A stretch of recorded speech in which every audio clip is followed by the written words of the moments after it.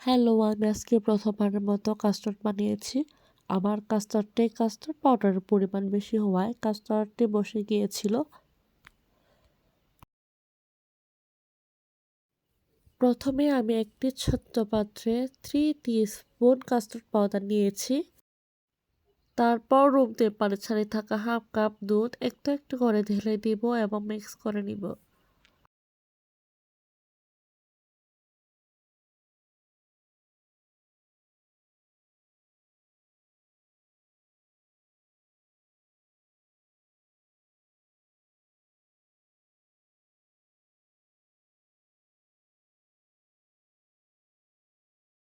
আমি এখানে half litre দুধ নিয়েছি এবং দুধটাকে জাল করে নেব।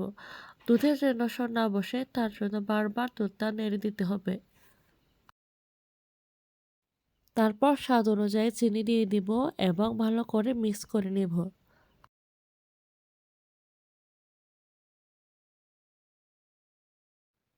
এরপর ভ্যানিলা এসেন্স দিয়ে দিব হাফ টিস্পুন। তারপর আবার ভালো করে মিক্স করে নিতে হবে।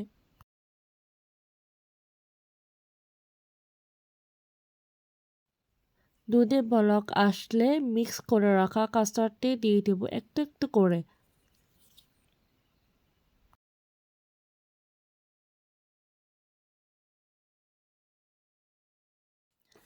ভিডিওর শুরুতেই বলেছিলাম আমার কাস্টার্ড পাউডারের পরিমাণ বেশি হয়েছে, তার জন্য কাস্টার্ডটি একটু বসে গিয়েছে।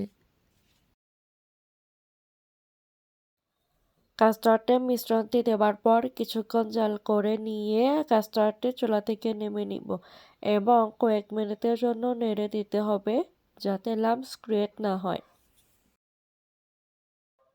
তারপর কাস্টার্ডটি ঢাকনা দিয়ে ঢেকে দেব এবং অন্য সাইডে রেখে দেব। ঠান্ডা হয়ে আসলে কাস্টার্ডটি ফ্রিজের ভেতর রেখে দেব।